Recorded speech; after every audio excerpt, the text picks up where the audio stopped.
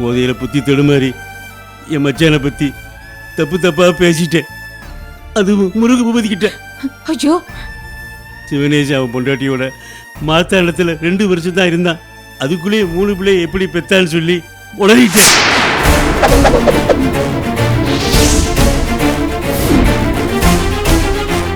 இது 3 அவன் பெத்த பிள்ளைகளான்னு சொல்லி சந்தேகத்தை கிளப்பி விட்டுட்டேன்.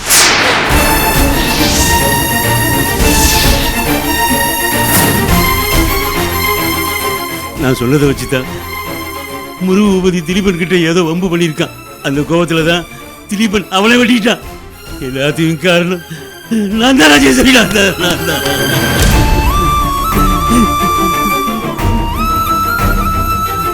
அட பாவி மனுஷா, ஏன் இப்படி பண்ண? ஏன் இப்படி பண்ண? நீதான் இப்படி பண்ணியா? எதுக்காக இப்படி பண்ண? சிவனேச நம்ம குடும்பத்துக்கு சாமி மாதிரியா? அவனுக்கு கோயில் கட்டி கும்பிட்டா கூட தப்பு இல்ல.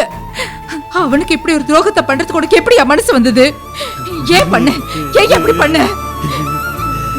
நான் மனசறிஞ்சு எதுவும் செய்யலாமா? இது குடியானதா? அந்த சனியை குடிச்சுதான் நீ இப்படி விளங்காம போன. உன்னோட இந்த பழக்கத்தினால எங்க வாழ்க்கை அழிச்சது இல்லாம இப்ப சக்தியோட வாழ்க்கையை அழிச்சிட்டு வந்து நிக்கிறியே. இப்படி ஒரு பாவத்தை பண்றதுக்கு நீ வராமையா இருந்திருக்கலாம். நீ எங்கேயோ தொலைஞ்சிட்டன்னு நாங்களும் நிம்மதியா இருந்திருப்போம். இன்னைக்கு நானும் சுசியும் உயிரோட இருக்கிறதுக்கு காரணமே என் தம்பி தாயா. என்னையும் என் பொண்ணையும் அம்போன்னு விட்டுட்டு நீ பாட்டுக்கு ஓடிட்ட. நாங்க உயிரோட இருக்கிறோமா செத்தோமான்னு கூட நீ பாக்கல.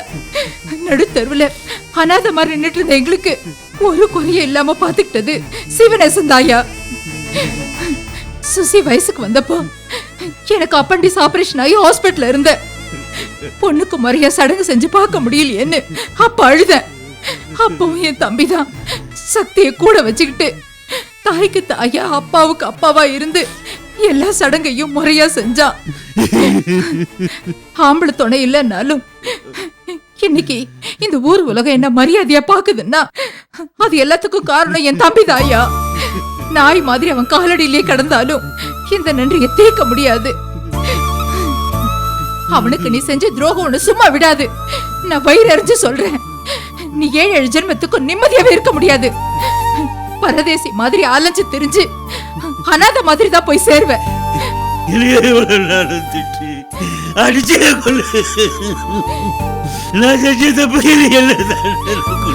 தப்பு செஞ்சது நீ இல்லையா, நாங்க தான். நீ செஞ்ச பாவத்தெல்லாம் மறந்து உன்னை ஏத்துக்கிட்டோம் பாரு, அதுதான் நாங்க செஞ்ச பெரிய தப்பு.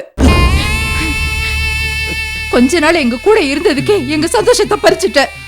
இதுக்கு மேல நீங்க இருந்த எங்க எல்லாருக்கும் சமாதி கட்டிட்டு தான் போவேன். எனக்கு புருஷனும் தேவையில்லை, என் பொண்ணுக்கு அப்பனும் தேவையில்லை. நாங்க இப்படியே இருந்துக்கிறோம். நீ மரியாதையா போயிடு. போயா, போ, போய் தொலை. போயா, போ, போயா, போ. சொல்றேன்.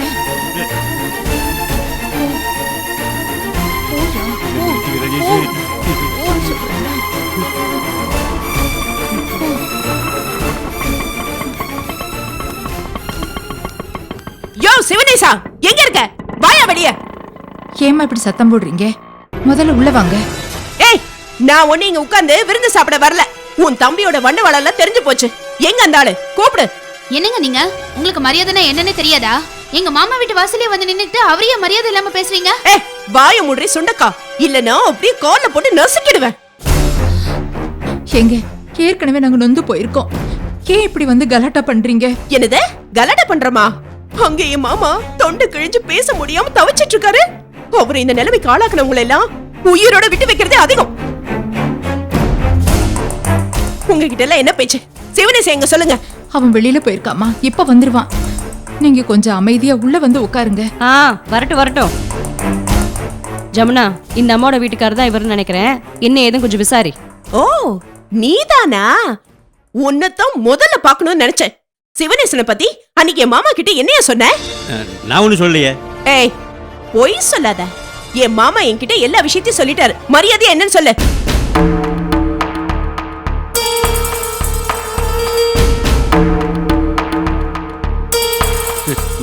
நான் ஏதோ குடிப்பதில் வளர்னு அதை சீரியஸா எடுத்துக்கிட்டாரு. யோ, இந்த பசப்புற வேலையெல்லாம் என்கிட்ட வச்சுக்காத. குடிச்சிருந்தா கூட உன் மனசுக்குள்ள இல்லாத விஷயம் எப்படியா வெளில வரும்? அந்த ஆட்டோக்கார வரட்டும். இன்னைக்கு ஒரு வழி பண்ணாம நான் இங்க இருந்து போக மாட்டேன். என்ன தெரிஞ்சிருச்சுன்னு இப்படி வீட்டு வாசல்ல நின்னு சத்தம் போடுறீங்க? அப்பா வரட்டும், எதுவா இருந்தாலும் அவர்கிட்ட பேசிக்கோங்க. பேசதான் போறோம். இன்னும் கொஞ்ச நேரத்துல உங்க எல்லார் பத்தின விஷயமும் வெட்ட வெளிச்சமாக போகுது.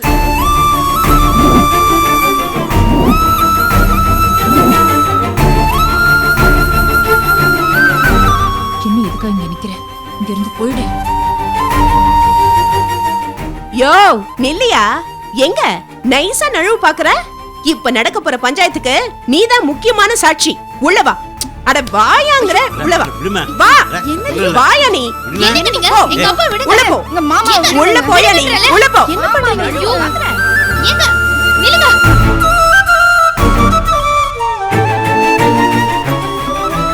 அத்தை, என்னத்த இது? எதுவுமே புரியல. மாமா என்ன சொன்னாரு? ரிசப்ஷன்ல இவர் குடிச்சிட்டு ஏதோ உளறி இருக்காரு. என்ன சொன்னாருன்னு தெரியல. அத போய் இவங்க பெருசாக்க பாக்குறாங்க.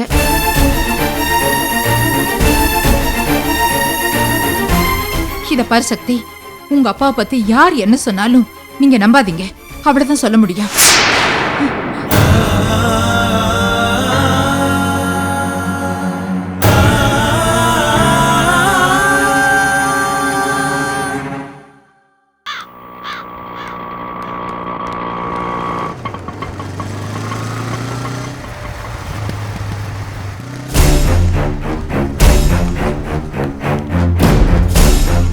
வாங்க.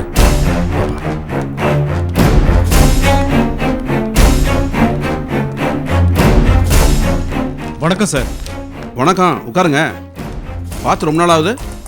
ஒரு கேஸ் விஷயமா வெளியூர் வரைக்கும் போயிருந்தேன். ஓஹோ. இன்னைக்கு தான் வந்தேன். வந்ததுமே இந்த கேஸ் விஷயமா உங்களை பார்க்க சொல்லி அனுப்பிச்சாரு. ஓஹோ, உங்க சீனியர் சுந்தரராமன் நல்லா இருக்காரா? சார் நல்லா இருக்காரு. அப்புறம் உங்க டைமை நான் வேஸ்ட் பண்ண விரும்பல. சொல்லுங்க. நேத்து கல்யாண மண்டபத்துல அடிதடி சம்பந்தமா ஒரு பையனை தேடிக்கிட்டு இருந்தீங்க இல்லையா? அந்த பையன் இவன் தான்.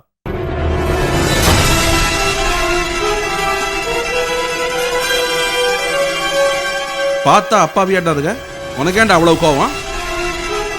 அந்த ஆளுக்கு உனக்கு என்ன பிரச்சனை? ஒரு பிரச்சனையும் இல்லை இன்ஸ்பெக்டர். அந்த ஆள் இவங்கிட்ட ரொம்ப நக்கலா பேசியிருக்கான்.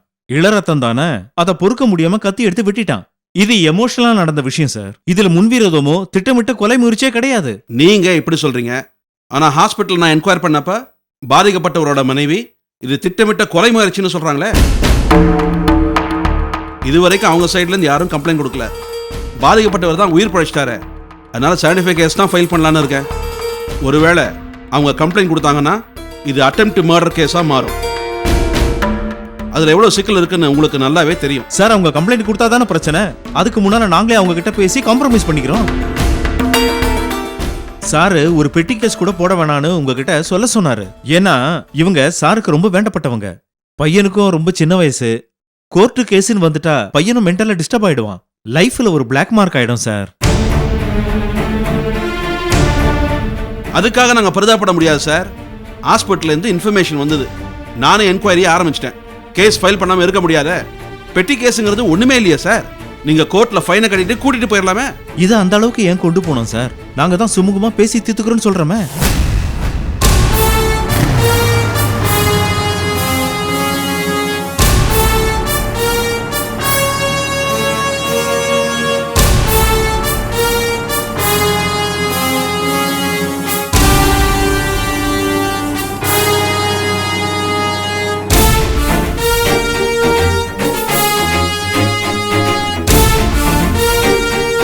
என்ன வேணும்?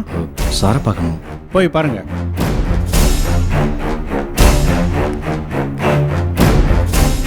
சார் வணக்கம் சார். வணக்கம். அன்னைக்கு ஹாஸ்பிட்டலில் பார்த்தீங்களா லட்சுமி பதி, முருக பூபதியோட மச்சான். அது நான் தான் சார்.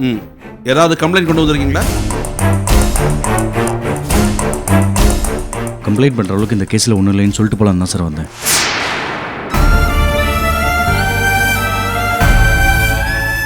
சார் இது ஒரு சாதாரண குடும்ப பிரச்சனை. திலீபன் ஒன்றும் பிளான் பண்ணல.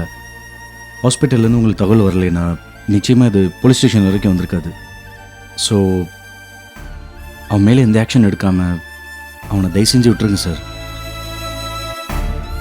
அப்புறம் என்ன இன்ஸ்பெக்டர், பாதிக்கப்பட்டவருடைய மச்சானே சொல்லிட்டாரு, இனிமே உங்களுக்கு எந்த பிரச்சனையும் இல்லையே, நாங்க போலாமா? பாதிக்கப்பட்டவரோட ஒய்ஃப் தெளிவா சொல்லிட்டாங்க இது அட்டெம்ப்ட் மர்டர் தான். சார் அவங்க ஏதோ கோவத்தில் அப்படி சொல்லிட்டாங்க.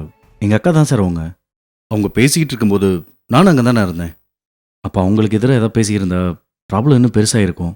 அதனால தான் பேசாமல் சும்மாவே இருந்தேன். அவங்கக்கிட்ட நான் பேசிக்கிறேன் சார். பாவம் திலீபனை விட்டுருங்க சார்.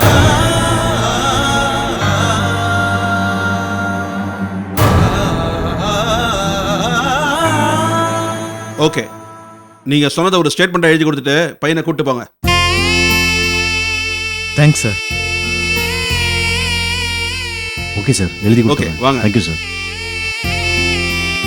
தம்பி, உன் நல்ல நேரம், கேஸ் இல்லாமல் தப்பிச்சிட்ட, பார்த்து நடந்துக்க. கிளம்பு. ரொம்ப நன்றி சார். வாங்க. பாப்பா வரேன் சார். ம். சார், சுந்தராமன் சாருக்கு நாங்கள் எல்லாம் ரொம்ப கடன் பட்டிருக்கோம். என் பிள்ளை வாழ்க்கையை காப்பாற்றிருக்கீங்க. உங்களுக்கு எப்படி நன்றி சொல்கிறதுனே தெரியல சார். நன்றியை உங்க மாப்பிள்ளை கிட்ட சொல்லுங்க. அவரால் தான் இவ்வளவு ஈஸியா முடிஞ்சுது. இல்லைன்னா வெறும் பெட்டி கேஸ் போட்டிருந்தா கூட கோர்ட்டு கேஸ்னு அலைய வேண்டி இருந்திருக்கும். நல்ல வேலை தப்பிச்சிங்க. நான் வரேன் சார். நான் உங்களை விட்டுறேன் சார். பரவாயில்ல, பக்கத்துல எனக்கு ஒரு சின்ன வேலை இருக்கு, அதை முடிச்சுட்டு நான் அப்படியே கிளம்புறேன். சரிங்க சார். லக்ஷ்மி, ரொம்ப நன்றிப்பா. ஐயோ என்ன மாமா இதுக்கு போய்? தேங்க்ஸ் மாமா. பரவாயில்ல, கேட்குறேன்னு தப்பா எடுத்துக்காத. நீ கோபப்பட்டு நான் இது வரைக்கும் பார்த்ததே இல்லை. ரொம்ப அமைதியான பையன் தான் நான் நினச்சிக்கிட்டு இருக்கேன். மாமா அப்படி என்ன சொல்லிட்டாரு நீ அவர் மேலே அவ்வளோ கோபப்பட்ட?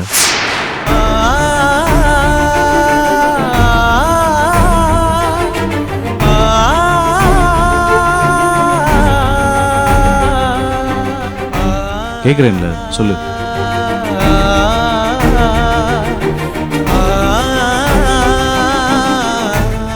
மண்டபம் சரியில்லை, சாப்பாடு சரியில்லை, வந்தவங்களை சரியாக கவனிக்கல, அப்படி இப்படின்னு நவுற விடாம டார்ச்சர் கொடுத்துட்டு இருந்தார் மாமா. அதான் டென்ஷனில். ஆச்சரியமா இருக்கு திலீபா, இதுக்கு போய் அப்படி பண்ண? நீ என்கிட்ட ஒரு வார்த்தை சொல்லியிருந்தானா நானே அவரை கண்ட்ரோல் பண்ணியிருப்பேன்ல. தப்பு தான் மாமா, ஆனால் சத்தியமாக வேண்டே நான் பண்ணல மாமா. உன்னை பற்றி எனக்கு தெரியாதா? சும்மா தெரிஞ்சுக்கலான்னு தான் கேட்டேன். இதே நினச்சிக்கிட்டு இருக்காம வேலையை பாரு. சரியா? வரேன் மாமா. லக்ஷ்மி, வெறும் நன்றின்னு சொல்கிறது சரியாக இருக்குமான்னு எனக்கு தெரியலப்பா. என்னதான் இருந்தாலும் திலீபம் பண்ணது பெரிய தப்பு தான். அதுக்காக அவனுக்கு தண்டனை வாங்கி கொடுக்கணும்னு நினைக்கிறதும் சரிதான். அது எதையுமே மனசில் வச்சுக்காம உன் வீட்டுக்காரங்க விருப்பத்துக்கு எதிராக இவனை காப்பாற்றணும்னு ஸ்டேஷன் வரைக்கும் வந்திருக்க பாரு. இதை நான் கடைசி வரைக்கும் மறக்க மாட்டேன்ப்பா. விடுங்க மாமா. திலீபனை என் ஒய்ஃபோட தம்பியாக பார்க்கல, என் தம்பி அவன். அவனை காப்பாற்றுற பொறுப்பு எனக்கும் இருக்குல்ல. கேட்குறதுக்கே ரொம்ப சந்தோஷமாக இருக்குப்பா லக்ஷ்மி. இந்த கல்யாணம் நடக்கவே நடக்காதுன்னு உங்கள் அம்மா சொன்னதுக்கு அப்புறமும் சக்தி தான் என் பொண்டாட்டின்னு நீ சொல்கிற பார்த்தியா? உன் மனசு யாருக்கும் வராதுப்பா. ஆனால் அந்த வார்த்தை நடக்குமான்னு தான் தெரியல. உங்கள் கவலை எனக்கு புரியுது மாமா. இது நிச்சயமாக நடக்கும், நான் நம்புகிறேன். ஆனால் இப்போ எங்கள் வீட்டில் சூழ்நிலை சரியில்லை. எங்கள் அம்மாவும் கோபத்தில் இருக்கிறப்போ இப்போ போய் எதுவும் பேச முடியாது. புரியுதுப்பா லக்ஷ்மி. கொஞ்சம் டைம் கொடுங்க. எல்லா கோவம் தீர்ந்து போகிறதுக்கு ஒரு நேரம் வரும். அது வரைக்கும் வெயிட் பண்ணலாம். என்ன ஆனாலும் நான் தான் உங்கள் மாப்பிள்ளைன்னு ஹாஸ்பிட்டல் அன்றைக்கி நீங்கள் எங்கள் அம்மாட்ட சொன்னீங்க. இப்போ நான் சொல்கிறேன், என்ன ஆனாலும் சக்தி தான் என் பொண்டாட்டி. இது மாறாது, என்ன நம்புங்க. என்னப்பா இப்படி சொல்லிட்டேன்? உன்னை தவிர வேற யாரும் நம்புவேன்?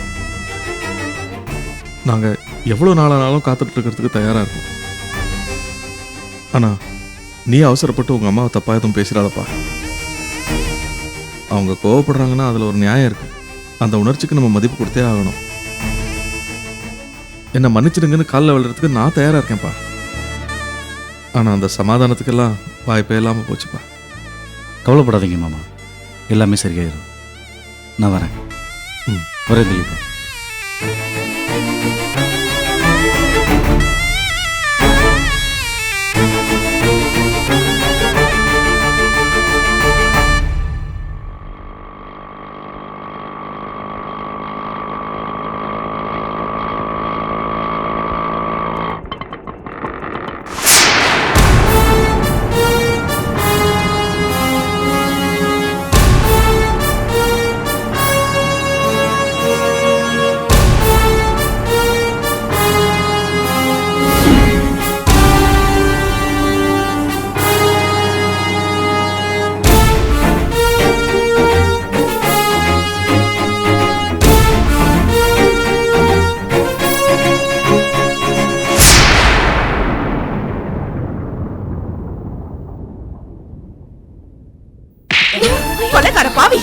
கொன்னதாண்டா யாத்திரமே அடங்கும்.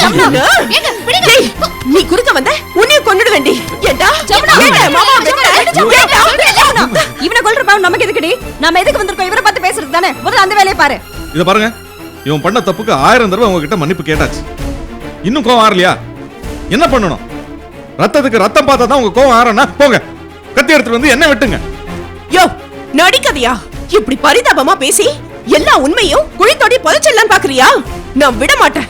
நீ பண்ண அசிங்கத்தை எல்லாம் தோண்டி எடுக்கதான் நான் வந்திருக்கேன்.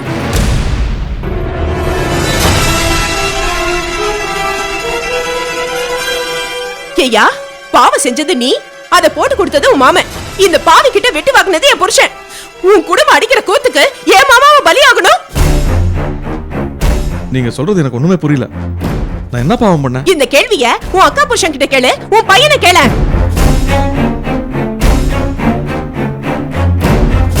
மாமா, என்ன மாமா இதெல்லாம்?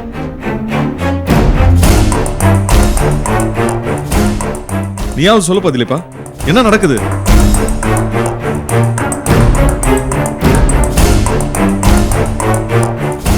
இவங்க வாய் திறக்க மாட்டாங்க ஜமுனா.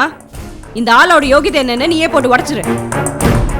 நேத்து மண்டபத்துல இந்த ஆளு என் மாமா கிட்ட என்ன சொன்னான் தெரியுமா? இந்த 3 பிள்ளைங்களுக்கும் அப்ப நீ இல்லையா?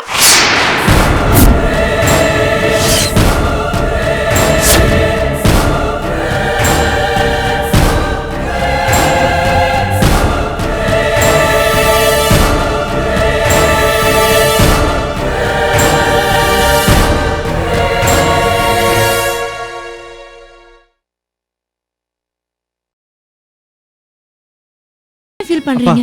அன்னைக்கு அந்த ஆள் அவ்வளவு பேசலனால தான் வெட்டினேன். இன்னும் அடங்கல பாவங்க. அப்பா அவங்க சொன்னாங்கன்னா நீங்க எங்க அப்பா இல்லைன்னு ஆயிடுமாப்பா? அப்பா விடுங்கப்பா. அத்தை சொல்லுங்க.